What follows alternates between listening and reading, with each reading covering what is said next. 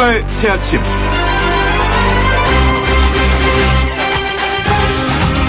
네, 문재인 대통령이 호르무즈 해협의 독자 파병을 결정했습니다.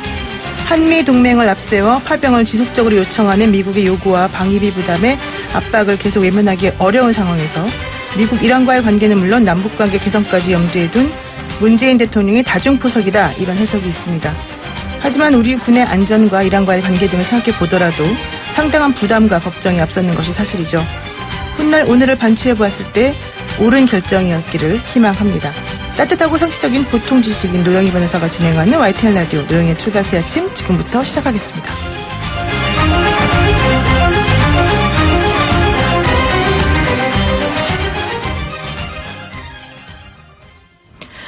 오늘 방송 시작하기 전에 먼저 전해드릴 말씀이 있습니다. 지난주 15일에 방송된 김현미 장관 발언에 관한 내용인데요. 예, 김현미 장관의 발언 영상과 관련해서 이 영상을 찍은 곳이 일산TV라고 말씀을 드렸는데요. 사실관계를 정정을 해드려야 될 것 같습니다. 이 영상을 찍은 곳은 일산TV가 아니고 한 주민이 찍은 후에 지역 카페에 게시한 것이고 이후 동영상이 확산되면서 일산TV로 옮겨졌다고 합니다. 확실한 사실관계를 전달드리지 못한 점 사과드립니다. 이 내용은 일산연합회 고양시 사랑모임, 고양시를 위한 대한 행동하는 엄마들 아빠 모임 한결같이, 고양시 환경지킴이 슈맨심에서 전달해 주셨습니다. 또 유도신문에 넘어간 것 아니냐는 이야기도 있다는 발언도 사과드립니다.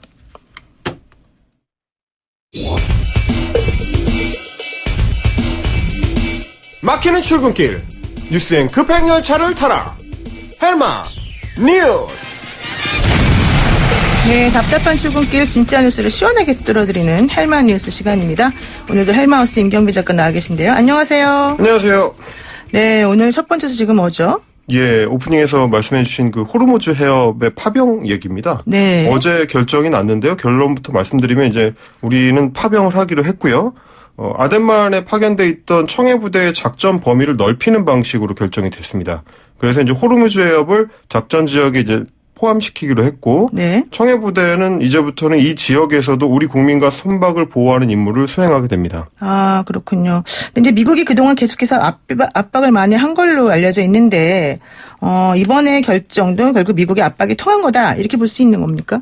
예, 뭐 그렇기도 하고 또 동시에 아니기도 한데요. 아, 그래요? 이게 사실 우리가 미국 파병을 미국의 어떤 파병 요청을 거부하기는 어려울 거다. 이거는 뭐 진작에 예견이 되어 있었던 사실이긴 합니다. 네. 다만 이제 우리가 그 베트남 전쟁 이후에 계속 파병을 해오면서도 이제 90년대 걸프전이라든지 2000년대 이라크라든지 2010년대 아프가니스탄이라든지 네. 항상 이제 미국의 요청이 있으면 국내에서 갈등이 있더라도 파병을 해오긴 했었습니다. 그랬죠. 이제 다만 베트남전을 제외하고는 전투 부대를 직접 보낸 경우는 없었고요.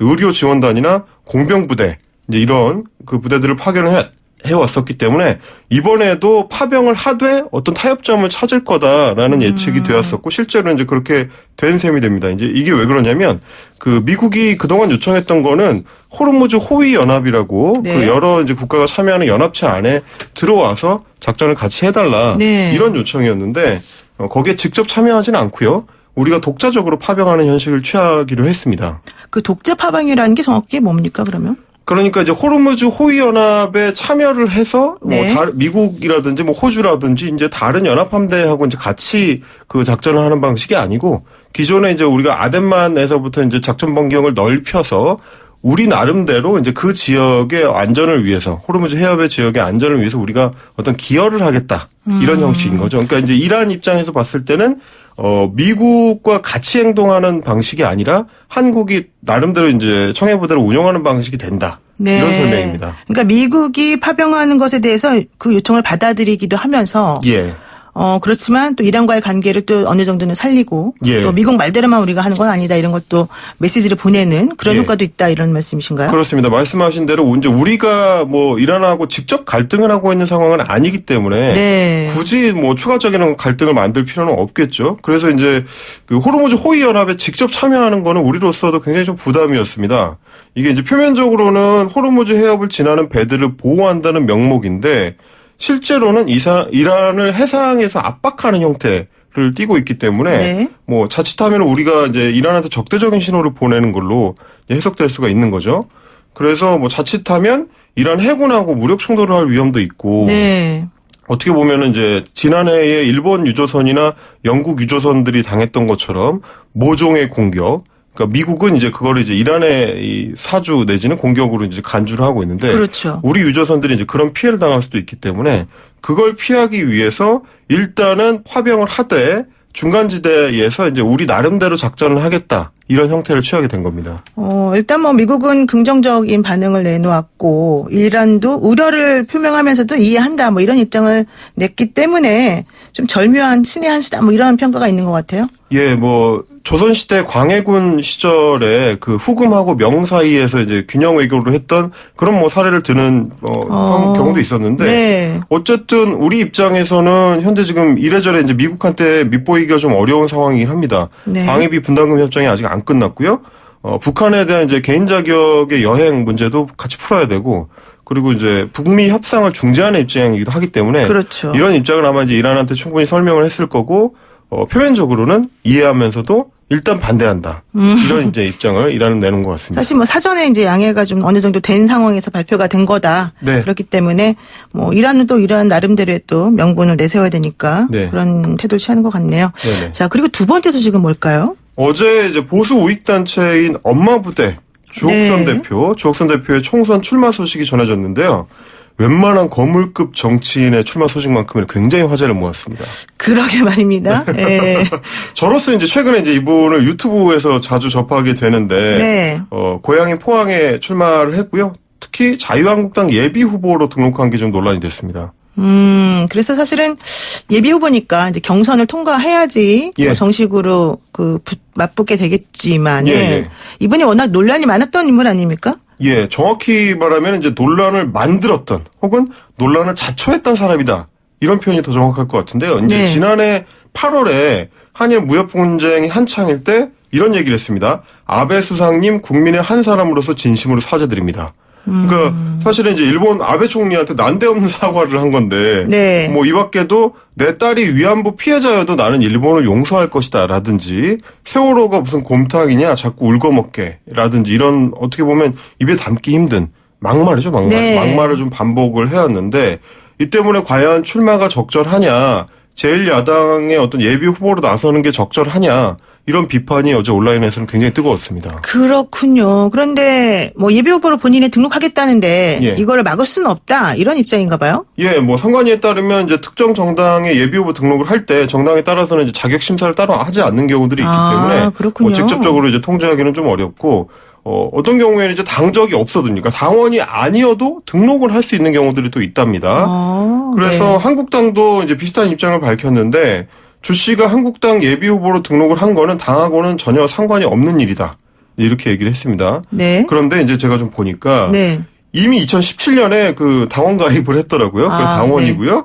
2017년 당시에 홍준표 대표 시절인데 조 씨를 디지털 정당위원회의 부위원장에 그러니까 당직을 준 셈입니다. 그렇게 공식 직함을 달아주기도 했었고 이번에 이제 예비 후보 등록 정보를 확인을 해보니까 현 자유한국당 생명분과위원장 심지어 이제 위원장이라는 타이틀을 자기가 이제 등록을 했더라고요. 생명분과위원장이요? 예, 그래 뭐 하는 직책인가 싶어가지고 네. 제가 좀 찾아봤는데 생명분과위원회라는 거는 이제 눈에 띄지 않았고 제가 찾은 거는 생명과학분과위원회라는 게 자유한국당 내에 있습니다. 근데 위원장은 김정죽 경북대 교수가 맡고 있어서 이거는 또 아닌 것 같은데 그래서 이제 이 경력 자체는 조금 한번 확인해 볼 필요는 있겠더라고요. 그러니까 생명분과위원회라는 게 있고 생명과학분과위원회라는 게 따로 있고 그렇다는 거예요? 예, 과학자가 들어가냐 안 들어가냐 차이예요? 생명과학분과위원회는 쉽게 확인할 수가 있습니다. 근데 네. 생명분과위원회는 못 찾겠더라고요. 네. 어쨌든 한국당에서는 정확하게 좀 밝혀주면 좋을 것 같기도 한데 어쨌든 그 최근에 의욕적으로 영입 인사들을 발표하는 상황에서 뜻하지 않게 이슈가 되는 인물들이 끼어들면서 좀 곤혹스럽다 예. 이런 입장이기도 한가 봐요. 예, 어제 또 다른 인물도 이제 논란이 있었습니다. 바로 박근혜 정부의 첫 해외 순방지였던 워싱턴에서 여성 인턴을 성추행한 혐의로 그런 의혹으로 이제 경질이 됐던 윤창중 전 청와대 대변인. 네. 이분도 어제 그 무소속으로 대구 동구 을에 예비후보 등록을 했다는 소식이 전해졌습니다. 뭐라고 했냐면 이제 자신의 억울함과 박근혜 전 대통령의 억울함을 내가 이제 풀겠다. 이러면서 다름 아닌 유승민 의원의 이제 지역구에 예비후보 등록을 한 건데요. 네. 뭐 본인은 굉장히 억울하다고 계속 강조를 하는데 문제는 그 사건이 일어났던 당시에 귀국해가지고 잠적을 하면서 미국에서 이제 수사나 재판을 받지는 않았었습니다. 네. 하여간 뭐 한국당으로서는 이미지에 좀 긍정적 영향을 미치기는 어려운 인물들이 계속 주목을 받으면서 이래저래 좀 곤란한 것 같은 모습입니다. 그러니까 윤창중 전 청와대 대변인 같은 경우는 한국당 예비후보로 등록한 게 아니라 예. 그 무소속으로 등록을 했다는 거죠? 무소속으로 등록을 했습니다. 일단 알겠습니다. 그리고 세 번째 소식은 뭘까요? 세 번째 소식은 좀 따뜻한 소식을 하나 준비해봤습니다. 좀 추운데 따뜻하게. 예. 네. 그 아프리카 수단에서 그 한국에서 온 슈바이처로 불렸던 고 이태석 신부, 네, 기억하실 텐데요. 네. 그 이태석 신부의 제자가 한국에서 의사 국가시험에 합격했다는 소식이 어제 전해졌습니다. 그렇군요. 예, 이제 현재 한국에서 의사가 되는 과정을 밟고 있는 그 이태석 신부의 제자가 둘인데요. 네. 이번에 합격한 존 마이언 루벤, 그리고 이제 지난해에 합격한 토마스 타반 아콧, 이제 두 사람입니다. 루벤은 지난해 실기에는 합격을 했는데 네. 필기 시험에 떨어져서 좀 안타까웠는데 좌절하지 않고 1년 동안 노력을 해가지고 이번에 이제 필기 시험에도 최종 합격을 해서 의사가 될 자격을 얻었습니다. 그러니까 이 루벤이라고 하는 분 같은 경우에 실기는 됐는데 필기에서 떨어졌다. 그러니까 한국말로 지금 시험 보는 거 아니겠습니까? 네네네, 그렇습니다. 네, 그러니까 사실은 필기에서 떨어질만 하네요. 그분에 대해서. 예. 그 두 사람이 다 이제 이태석 목사의 모교인 인제대 의과대학에서 공부를 했는데요. 인제대는 이제 두 사람한테 그동안 적극적인 지원을 해온 걸로 유명합니다. 특히 이제 지난해 의대를 졸업했는데 이제 시험에 떨어졌던 이 네. 루벤이라는 사람을 위해서 1년 동안 기숙사를 제공하고 다른 학생들하고 시험 준비를 같이 할 수 있도록 환경 조성도 해줬다. 이런 얘기였고요. 네. 앞서 의사시험 합격한 아콧 씨, 이분도 이제 부산 백병원에서 인턴 과정 중인데 루벤도 내년 3월부터 인턴 과정을 거칠 예정이라고 합니다. 정말 뭐 대단하십니다. 이태석 신부의 네. 어떤 고귀한 뜻이 이렇게 이제 한국에서 이루어지고 또 수단에서도 계속 이어질 수 있도록 그런 이제 바람을 좀 가져보겠습니다. 그렇군요. 정말 두 분 다 잘 되시기를 바라겠습니다. 예, 오늘 말씀 여기까지 들을까요? 예, 그리고 제가 방송에서 앞서 사과드린 부분에 대해서 덧붙여서 말씀을 좀 드리겠는데요. 김현미 장관의 이제 동네 물이 나빠졌네라는 발언 영상과 관련해서 이 영상을 찍은 곳이 이제 소위 태극기 방송, 우익 방송 일산 TV에서 찍었다고 말씀드렸는데 다시 한번 이 영상을 찍은 곳은 일산 TV가 아니고 주민이 찍은 후에 지역 카페에 게시된 내용임을 전달드립니다. 네, 오늘 말씀 여기까지 듣겠습니다. 고맙습니다. 감사합니다. 네, 지금까지 헬마우스 임경빈 작가였습니다.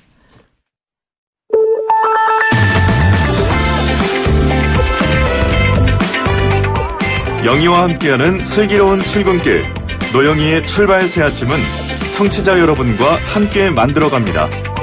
짧은 문자 50원, 긴 문자 100원에 유료 문자 샵 0945 우물정 0945로 문자 보내주시거나 유튜브 보이는 라디오 댓글창 YTN 라디오 어플리케이션 예스를 통해 여러분의 목소리를 들려주세요. FM 94.5MHz YTN 라디오 노영희의 출발 새 아침 잠시 후 계속됩니다.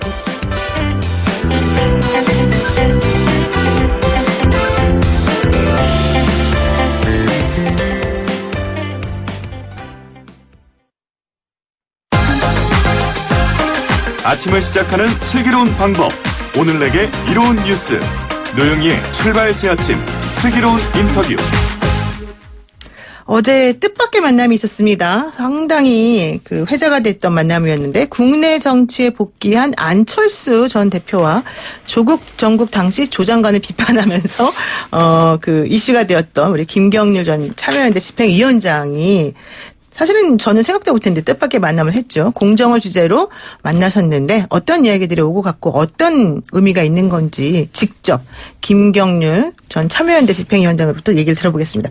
안녕하세요. 네, 반갑습니다. 네, 그 안철수 전 의원이 한국에 온 지 얼마 안 됐는데 네. 두 번째 공식 일정이 바로 이제 우리 김경률 회계사를 만나는 네. 일이었단 말이죠. 네. 원래 두 분이 좀 친분 관계가 있으셨나요? 아니, 뭐 전혀 일면식도 없었고요. 어제 처음 뵙는 거였고. 아, 그래요? 저 개인적으로는 사실 솔직히는 이제 뭐 이렇게 제안이 왔을 때 들어오셨는지 안 들어오는지조차도 이제 저는 개인적으로 이제 모르는 상태였습니다. 아, 근데 어떻게 그러면 만나시게 된 거예요? 뭐 전화가 왔던가요? 이제 안철수 대표의 측근이라고 하셔야 되겠죠. 몇 네. 차례 연락이 왔는데 계속 이제 거절을 하였는데 또 중간에 항상 이런 일에는 한 분이 끼어서 네. 뭐 만나는 게 뭐 대수냐 한번 뭐 만나서 잠깐 이야기 나눠봐라 해가지고 또 꼭 못 만날 일은 아닐 것 같아서 만나긴 네네, 했는데 그렇죠. 이렇게 언론의 주목을 받고 사전에 뭐 공표되고 하는 거 보고는 좀 많이 놀랐습니다. 그러니까 안철수 예. 전 대표의 러브콜을 받으신 분이다. 이렇게 말할 수가 있겠네요.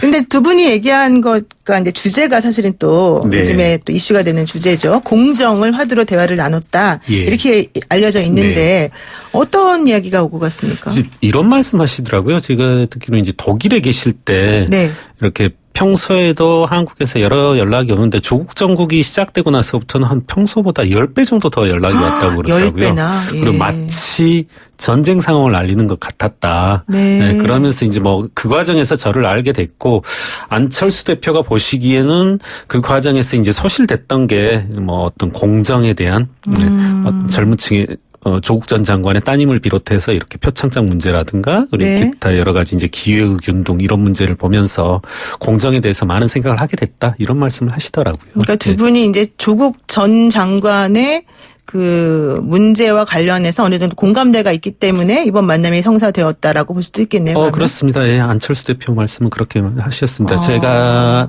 드렸던 말씀, 뭐 던졌던 문제 제기에 대해서 깊이 공감했다 이런 표현을 하셨습니다. 그렇군요. 그런데 이제 안철수 전 대표가 중도 실용정당을 만들겠다 이제 이렇게 표방을 했지 네. 않습니까? 그럼 이번에 두 분이 같이 만나서 중도 실용정당을 같이 만들자 이렇게 의견이 합쳐진 건가요? 사전에도 좀 이렇게 아까도 말씀드렸지만 언론에 배포되고 하는 게 이제 당황스럽기도 했고 말씀을 드렸습니다. 나는 네. 어떤 식으로든 정치권에 그 뛰어드는 일은 없을 것이고 더군다나 이제 뭐 사실 뭐 죽을 때까지 안 하겠다 이런 건 결혼식장에서나 하는 말이고요. 네. 2020년에는 절대 정치권에 의회에 뭐 출마하는 일은 없겠다 이런 말씀을 드렸습니다. 그리고 개인적으로는 제가 시민사회 일원이니만큼 뭐 중도나 실용 이런 정치권의 언어에 대해서는 특히 뭐 관심은 없고요. 어제도 정치에 관한 얘기는 사실은 뭐 이런 말씀 드려도 될지 모르겠는데 아무 말씀이 없으셔서 오히려 제가 한번 물어보기조차 했습니다. 어떻게 신당 뭐라고, 창당은 예. 좀 하실 겁니까? 이렇게 했는데 네. 뭐 그에 대해서조차도 뭐 신당 창당 이런 어떤 외관보다는 정치적 외관보다는 본인이 필요한 곳에 뭐 몸을 담고 실행해 나가겠다 이런 말씀을 하시더라고요. 그러니까 어제 이제 1시간 20분 정도 비공개 회동이 있었다라고 알려져 예. 있는데 거기에서 중도 실용정당과 관련된 내용은 사실 많이 얘기된 건 아니겠네요. 그러면 전혀 없었다고 해야죠. 아, 네, 전혀 없었습니다. 없었어요? 정치권에 관한 얘기, 정당에 관한 얘기 이거 전혀 없었고 제가 한번 여쭤봤었던 게 전부라고 해야죠. 아, 네. 그렇군요. 그러면 정말 순수한 만남이었다. 이렇게 봐도 되는 거예요? 순수한 만남의 또 개념이 뜻이 뭔지 모르겠지만. 네네네네. 저 한편으로는 걱정했는데 네. 예, 전혀 뭐 없었습니다. 정치권에 관한 얘기는. 사실 이제 어제 보도된 거에 따르면은 두 분이 만난 게 예. 뭔가 좀 새로운 길을 같이 한번 모색해보자라는 의미로 만난 것일 것이다. 이렇게 예. 또 추측하시는 분들이 많이 있었었는데 예. 일단 선을 조금 그은 모습을 보이셨잖아요. 뭐 예. 21대 총선에는 안 나갈 거다. 네. 그런 거는 생각하고 있지 않다. 예. 근데 이런 얘기를 해서 뭐 영입은 또 아닌가 보다. 이제 네. 이렇게 생각을 했는데 안철수 전 대표도 그거를 딱 이렇게 직접적으로 언급하거나 이러지는 않았다는 거군요.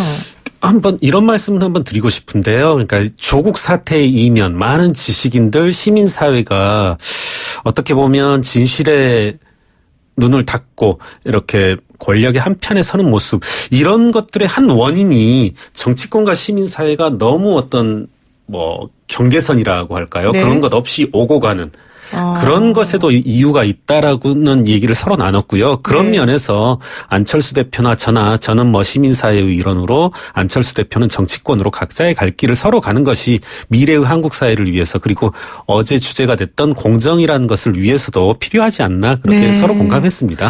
그런데 또 뭐 조국은 위선자다 이런 얘기를 또 키워드로 삼는 보도도 있기도 했고요. 네. 또 보수 통합은 정부 여당이 바라는 함정에 들어가는 거다 이런 네. 얘기가 또 나오기도 했던데 그거는 네. 무슨 얘기였습니까 그러면은?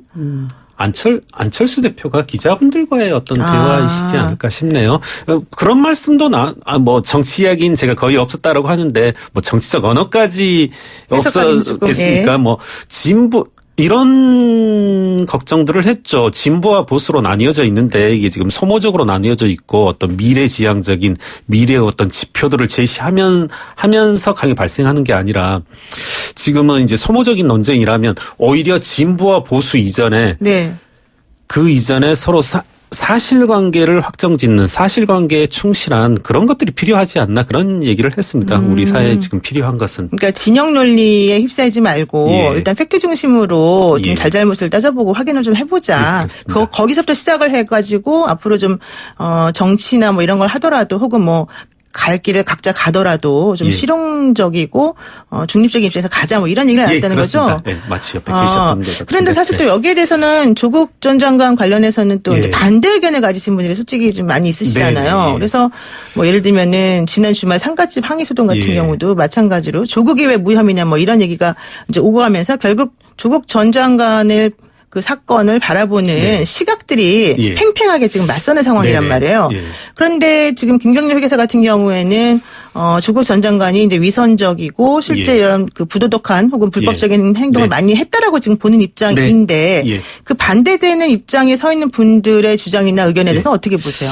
한번 이런 말씀을 드려보고 싶어요. 그러니까 구체적으로 진행자분께서 말씀하셨지만 이제 상가집에 이른바 법무부 시각에서는 이제 추태, 난동이 있었는데 네. 저도 이제 공소장 유재수 감찰무마 의혹 관련 이제 조국 전 장관의 공소장을 좀 살펴봤습니다. 네. 그랬더니 이런 부분이 나오더라고요. 유재수를 봐주는 건 어떻겠느냐.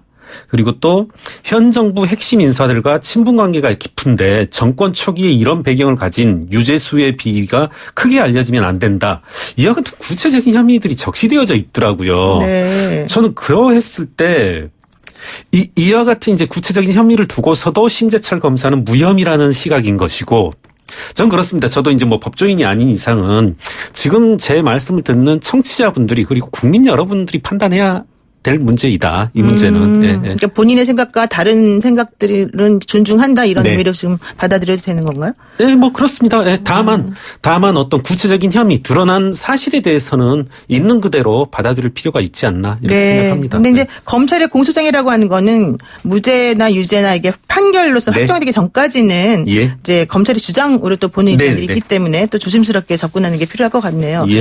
여기 지금 이런 질문을 유튜브 되게 실시간 라디오로 보시는 분이 뭘 질문하셨냐면 김경률 회계사님께서는 조국 전 장관에 대한 검찰의 수사가 공정했다고 보시나요? 이렇게 물어보시는 분이 있네요. 저는 수사기관이지 않습니까? 검찰은. 네. 그리고 한번 조금은 과감하게 이런 말씀을 드려본다라면. 네. 예, 솔직히 다 말씀하세요. 공소장에도 드러나지만 네. 청와대 내부에서 그리고 현 정부 내에서 감찰 기능이 사실상 작동하지 않았습니다. 민정수석실 내에서 저는 이제 어떻게 보면 조국 전 장관 그리고 모 씨 이렇게 한 통속이 되어서 서로의 네. 어떤 비리를 무마하고 덮어주고 이런 상황이다라면 네. 저는 이와 같은 상황에서는 또 하나의 권력감시기관 검찰이 개입할 수밖에 없다. 수사할 수밖에 없다. 그런 상황으로 보고요. 그렇게 본다라면 뭐 공정 이런 것을 우선은 따지기 이전에 검찰의 수사 개입은 타당하다. 스스로의 청와대 내부에서 민정수석실 내부에서 감찰 기능, 감시 기능이 상실되어진 상태에서는 검찰의 개입은 어찌 보면 민주주의 사회에서는 당연하다 이렇게 보고요. 그리고 뭐 제 개인적인 견해를 전제로 한다라면 네네. 검찰의 수사는 저는 공정하고 타당했다 이렇게 판단합니다. 아, 그렇군요. 지금 또 회계사시니까 또 전문가 입장에서 네. 또 여쭤볼 게 이제 이거 같아요. 그 조국 전 법무부 장관의 부인 정경심 교수가 그 코링크피가 운영하는 사모펀드 출자하기 전에 조 전 장관하고 뭐 의논한 내용, 네. 예를 들면 남편에게 물어볼게 뭐 이런 문자 같은 것들이 이제 공개가 되지 않았습니까?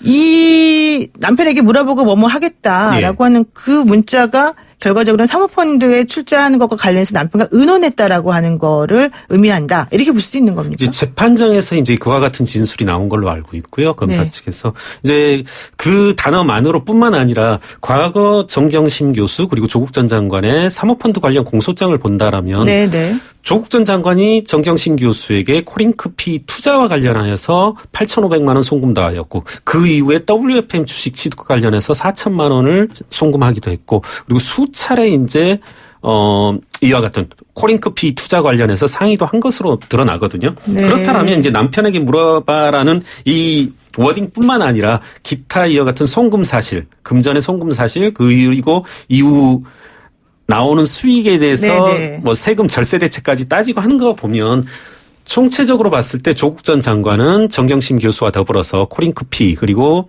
하지 말았어야 할 공직자로서 민정수석으로서 하지 말았어야 할 상장 주식 WFM을 취득한 사실을 충분히 인지하였다. 이것이 저는 동의합니다. 그렇게 보시는군요. 예. 지금 이제 그 문자 공개된 내용은 그 조국 전 장관의 조카의 네.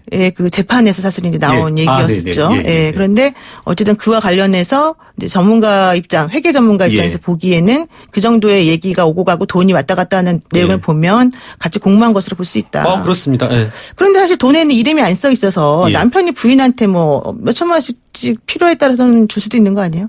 그게 꼭 그렇게 투자한 것으로 연결시킬 수 있는 겁니까? 뭐 물론 반론의 여지도 있을 수 있겠지만 제가 이제 공소장 지금 이 시점에서 네네네. 정확한 기억은 안 나지만 송금과 더불어서 항상 그때 전후로 한 뭐 문자 내용도 첨부된 것으로 알고 있거든요. 아까 예. 정황적인 증거들도 같이 네, 있으니까 예, 그런 그걸 것으로 보면 알고 있습니다. 그렇다. 예, 예, 예, 예. 좋습니다. 그리고 요즘에 또 이제 김경일 회계사도 사실은 이슈지만 또 핫하게 이슈가 되고 있는 인물이 있습니다. 예. 진보 농객으로 알려졌던 그 진중권 전 동양대 교수 얘기를 우리가 안 할 수가 없는데 진 교수가 사실은 강한 발언들을 계속해서 쏟아내고 있거든요. 예. 김경일 회계사가 보시기에는 어떠세요? 이 진 교수의 발언이나 이 비판 목소리 이런 것들에 대해서. 어떻게 보면 뭐 그렇습니다. 저는 진중권 교수의 최근 모습은 지식인으로서의 전범이다. 지식인은 마땅히 이래야 한다. 예. 지식인이 해야 될 태도를 보여주고 있다. 그렇습니다. 저는 물론 이제 우리 진중권 교수 특유의 그런 뭐 시니컬한? 하나하나의 모습, 시니컬한 모습, 네. 그리고 이제 뭐 그런 것들까지 어떤 호불호의 영역 그리고 가치 판단을 하고 싶지는 않고요. 네. 다만 지식인이 어떤 권력에 부패한 모습 그리고 권력과 언론의 결탁한 모습 이런 것들을 봤을 때 지식인은 민감하게 반응하고 비타협적으로 싸워야 되는 것은 지식인의 당연한 의무라고 생각하고요. 저는 진중권 교수의 모습을 보면서 우리 지식인들 언론들이 나도 조국이다 이럴 게 아니라 나도 진중권이다 이런 자세가 필요하지 않나. 마땅하게 예. 지식인이라면 마땅히 비타협적으로 불화하면서 권력과 불화하면서 끊임없이 문제 제기하고 이래야 되는 것이지 어느 날 문제 제기하고 어느 날 권력에 몸담고 이런 모습들 지금 숱하게 나타나고 있는데 네. 이런 것들은 지식인으로서 절대 취할 자세는 아니다. 마땅히 진중권 교수가 지금 시기 한국 사회를 살아가는 지식인의 어떤 올바른 전형이 아닌가 이렇게 생각합니다. 그렇군요. 이런 이제 모습을 보면서 또 진보 진영 안에서 내부 분열이다. 예. 이런 시각도 있는 거 아니겠습니까? 네, 그러면 뭐 이런 건 내부 분열로 볼 수는 없다. 또 이런 입장이시겠네요. 그러면 전 그렇습니다. 그리고 이제 계속 지속적으로 말씀하고 있지만은 이게 진보의 분열이냐라기보다는 저는 진보의 붕괴라는 생각이 들고요. 붕괴요? 예. 과거 민주주의 진보를 외쳤던 분들 중에서 권력과 유착하고 권력에 어떻게 보면 이제 기어 들어가는 모습, 이런 모습들, 이런 것들이 진보의 외피만 썼을 뿐, 이분들은 결코 뭐 민주주의를 그리고 인권을 표방할 그런 분들은 아니다. 예. 네. 이런 분들이 있는 이상은 진보의 민주주의의 미래는 없다. 이렇게 말씀드리고 싶습니다. 아주 확고한 신념을 가지고 계신 것 같습니다. 예. 예, 알겠습니다. 오늘 말씀 여기까지 드릴게요. 고맙습니다. 예, 고맙습니다. 네, 지금까지 김경렬 회계사와 함께했습니다. 예, 감사합니다. 노영의 출발 새 아침 1부 순서 여기서 마치고요. 잠시 후 2부에서 뵐게요. 친절한 시사, 시원한 통찰, 노영희의 출발 새 아침, 슬기로운 인터뷰.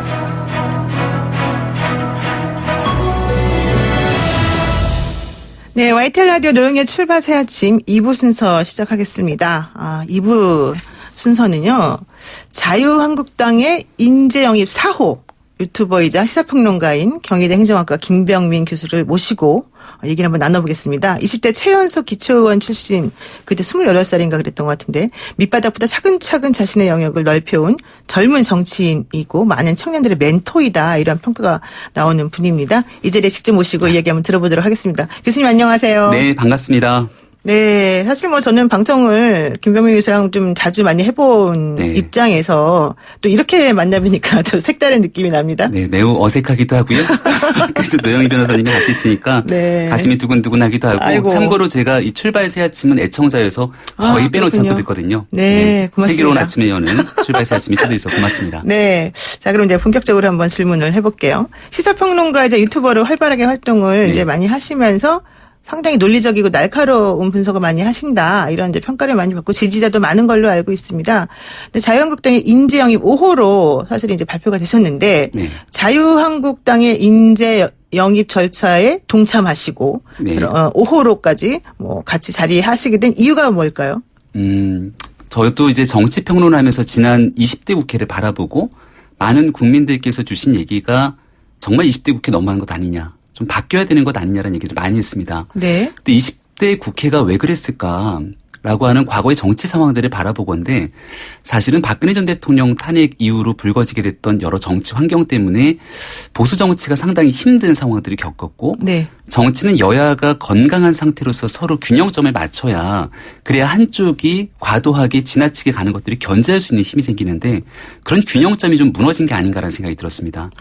그런 측면에서 쇄신하고 변화하면서 정말 건강한 보수 야당을 재탄생시키는 것이 사실 지금 이번 총선을 앞두고 절체절명의 과제라고 생각이 들었고요. 그런 측면에서 반드시 좀 함께 했으면 좋겠다라고 하는 여러 사람들의 의견 그리고 그 부분에서 평론가로 활동을 해왔던 그런 경험들은 저한테는 많은 국민들의 목소리를 담아낼 수 있는 시간이었다고 생각하는데 이런 것들을 정말 국민들 눈높이에 맞는 정치에 일조할 수 있으면 무언가 힘을 좀 보태야겠다는 생각 때문에 이번 인재 영입에 함께하게 됐습니다. 아, 그랬군요. 근데 좀 이런 시각이 있더라고요. 김병민 교수가 왜 인재 영입 대상이지? 네. 원래 새누리당에서 네. 정치를 시작한 분 아니냐. 기초의원을 네. 지냈고 또 여의도 연구원 정책자문위원을 하기도 했고 또 국회 정개특위 자문위원도 활동을 했는데 네. 뭐 한국당 사람이지 뭐 특별하게 갑작스럽게 또 인재로 영입될 만한 그건 좀 안 맞는 거 아니냐 이런 네. 얘기를 하는 분들도 있더라고요. 참고로 국회 정치개혁특위 자문위원은 정파 소속이 없는 자문위원이고요. 그렇군요. 우리가 이제 인재 영입이라고 하는 건 네. 총선을 앞두고 인재 영입을 하는 거지 않습니까? 4년에 한 번 있게 되는 선거를 앞두고 많은 국민들이 바라고 있는 4년 동안 봤으니까 좀 바꿨으면 좋겠다라고 생각하는 그런 국민의 여망에 맞춰서 새로운 사람들을 보여주는 그런 자리가 인재 영입이라고 봅니다. 네. 여기에는 좋은 스토리를 가지고 있는 참신한 사람들, 바깥에서 정말로 정치권에 몸담지 않았던 분들을 모시는 것도 중요한데요. 그런 인재 영입을 얘기하면 또 일각에서는 이렇게 얘기합니다. 전문성이 없는 상태에서 스토리만 있는 분들이 오셔서 할 수 있는 일이 뭐지? 라는 비판들도 있거든요. 반대되는 지점에서 보면 정말 바닥에서부터 차근차근 열심히 활동해온 사람들이 이제는 중앙정치 무대에서 활동할 수 있도록 이 사람들을 우리 정치권에서 귀하게 보이겠다라고 선보이는 자리가 또 하나의 인재 영입. 한국당에서는 이거 인재의 재발견이라고도 얘기를 하는데요. 네. 그런 얘기들을 하는 자리가 아닐까 싶고요. 저는 여야 정치권이 조금 더 나가서 바닥에 있는 기초의원 그리고 때로는 국회에서 밤낮 없이 일하고 있는 보이지 않는 곳에 보좌진들이 있습니다. 네. 이런 수많은 사람들이 이제는 제대로 국민들 앞에 선보이는 제대로 된 인재다라고 보여주는 부분들에 대해서도 조금은 관심을 가져주면 어떨까라는 생각입니다. 그렇군요. 그런데 저는 이제 이런 게 궁금했어요. 인재 영입은 사실 예전 같으면은 비례 번호를 주는 예. 그런 분들이 원래는 영입하는 걸로 예전 정치에서는 알았었잖아요. 근데 네.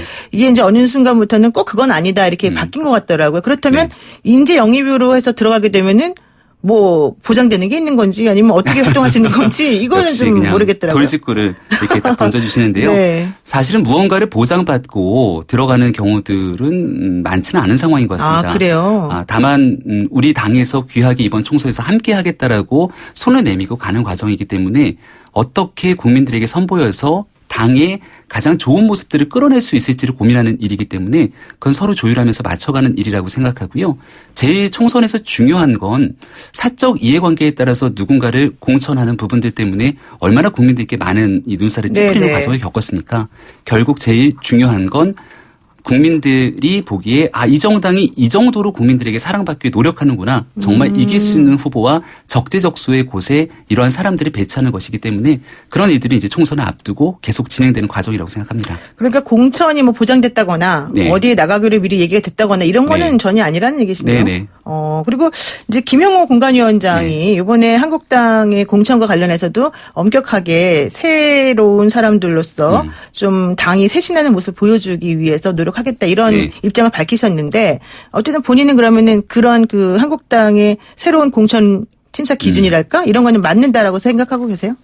한국당에서는 완전한 쇄신을 꿈꾸는 것 같고요. 네. 이번 총선에서의 시대적 과제, 국민들이 요구하고 있는 그런 눈높이는 정치교체, 세대교체, 시대교체라는 표현들을 많이 씁니다. 네. 그러니까 젊은 사람들이 대거 참여해서 네. 우리가 과거 조국 전 장관 사태 이후로 86세대 정치인들이 그렇게 오랜 기간 동안 대한민국 정치 뿌리를 내리면서 기득권의 역할을 해왔지만 그래서 대한민국 정치가 무엇이 달라졌지?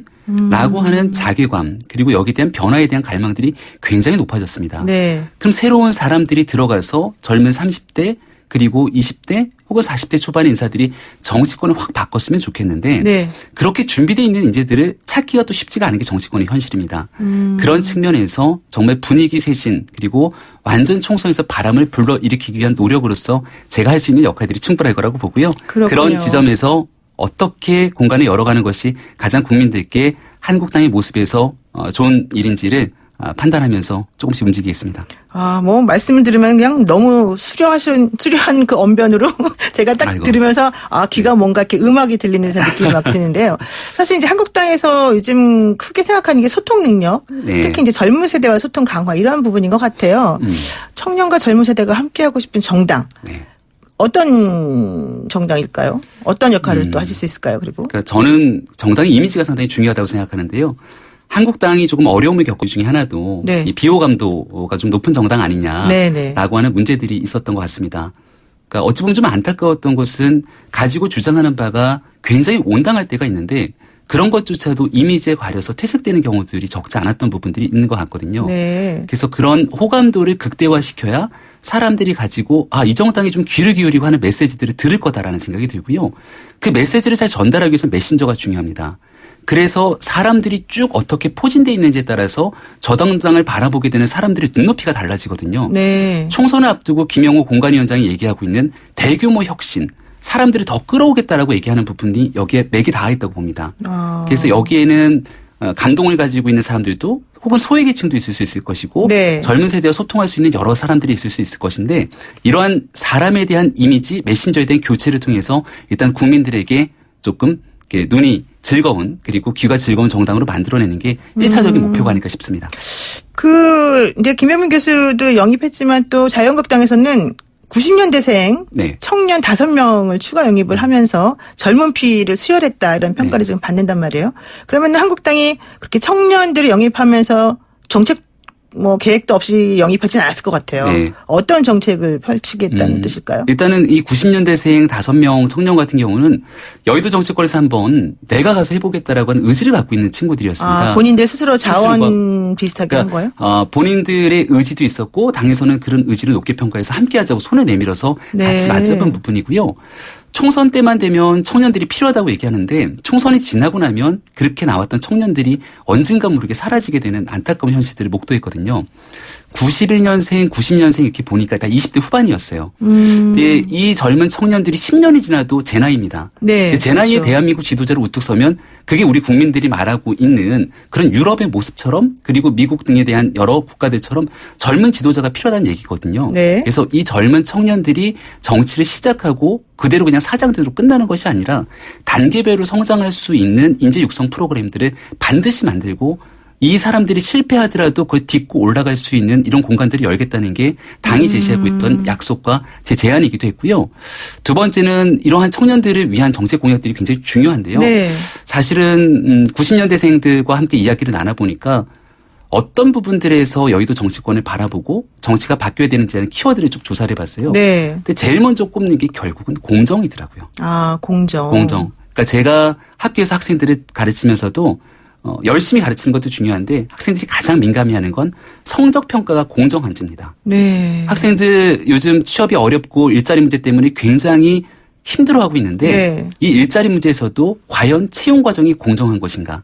이게 바로 지난 조국 전 장관 사태 때문에 젊은 청년들이 촛불이 들었던 이유기도 하거든요. 네. 그래서 아마 한국당 입장에서는 채용의 공정성 문제나 이 사회를 살아가는 데 있는 기회의 공정성을 어떻게 최대로 끌어낼 것인가에 대한 초점을 맞추고 청년 공약들을 제시할 거라고 봅니다. 그러니까 뭐 구체적으로 뭐 정확히 콕 집어서 제가 말씀드리긴 그렇지만은 예. 어쨌든 뭐 아빠 찬스, 엄마 찬스 이런 거는 이제 없도록 정책을 펼쳐나가고 싶다. 이렇게 요약할 수 있겠습니다. 네, 맞습니다. 그러면은요, 오히려 이 시점에서 조금 의문이 가는 게 하나가 있어요. 요즘엔 또 주옥순 엄마부대 대표가 네. 자유한국당 예비후보로 등록을 했다라는 사실이 이제 어제 확인이 되면서 계속 얘기가 나오고 있는데 네.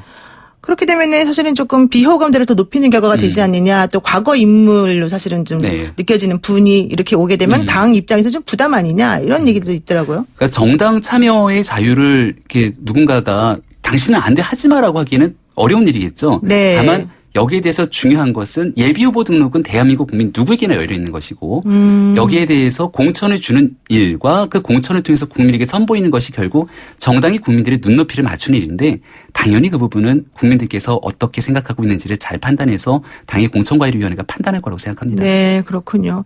그리고 또 이제 한국당이 결국 지금 가장 시급히 빨리 해결해야 될 부분 중에 하나가 보수 대통합이다. 네. 이런 얘기 하는데 저희 방송에서 박지원 의원은 결국 잘 듣고 안 될 거다 뭐 이런 얘기 하셨단 말이에요. 네네. 어떻게 되는 겁니까? 그러니까 예, 박지원 의원님의 얘기 저도 굉장히 경청하고 잘 듣고 있는데요.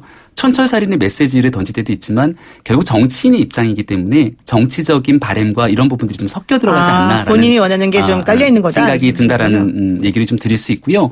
보수 대통합은 생각보다 제가 보는 관점에서 굉장히 잘 추진되고 있는 것 같습니다. 그래요? 굉장히 잘. 그러니까 박형준 통추위원장이 상당히 오랜 기간 보수통합을 위해 노력을 해왔고 어제는 제주에 있는 무소속 원희룡 지사까지도 합류하게 되는 이런 상태를 목도하고 있는 상황이고요. 새로운 보수당 입장에서도 지금 현재 자강기 형태로 스스로 총선을 치르기에는 굉장히 촉박하고 어려운 상황입니다. 그리고 보수적인 유권자 거의 대다수가 사실은 폭넓게 통합해서 힘을 합치고 두 번째는 여기에 혁신을 통해서 문재인 정부의 일방적 국정 운영에 어느 정도 견제와 균형을 맞출 수 있는 건강한 야당이 필요하다는 얘기를 늘 하고 있거든요. 네. 이런 대의명제 속에서 한 걸음씩 뚜벅뚜벅 걸어가고 있고 지금은 작은 차이들이 있을 뿐 여기에 대한 작은 차이를 극복하고 크게 뭉치는 일은 아주 빠른 시간 내에 국민들께 선보일 수 있을 거라고 생각합니다. 그런데 사실 뭐 좀 전에 원희룡 제주지사 얘기도 하셨지만 뭐 유승민 의원을 중심으로 하는 뭐 새로운 보수당이라든가 뭐 무소속 의원들을 또 영입하는 문제라든가 뭐 우리공화당과의 연결이라든가 결과적으로 보면은 도로 새누리당이다 이런 얘기가 나오거든요. 보수 대통합이라고 하기보다는 왜냐하면 안철수 전 대표 같은 경우는 이제 안 들어간다고 했기 때문에 그런 비난에 대해서는 어떻게 생각하세요? 비판에 대해서? 안철수 전 대표는 보수의 가치를 지향하지는 않았죠. 물론 중도적인 안철수 전 대표까지 중도가 더 들어오게 되고 안 대표가 얘기하고 있는 미래에 대한 가능성까지 얘기를 하게 되면 굉장히 중요할 수 있겠다고 생각이 되는데요. 그럼에도 불구하고 과거에 무너졌던 보수의 가치를 넓히기 위해서 한 걸음씩 전진하고 있는 모습이 굉장히 의미가 있다고 저는 생각합니다. 그렇군요. 알겠습니다. 오늘 말씀 여기까지 듣겠습니다. 고맙습니다. 네, 고맙습니다. 네, 지금까지 자유한국당 5호 영입인재 경희대학교 김병민 교수와 함께했습니다. FM 94.5MHz YTN 라디오 노영희의 출발 새 아침 2부 순서 여기서 마치고요. 8시 정각에 돌아오겠습니다.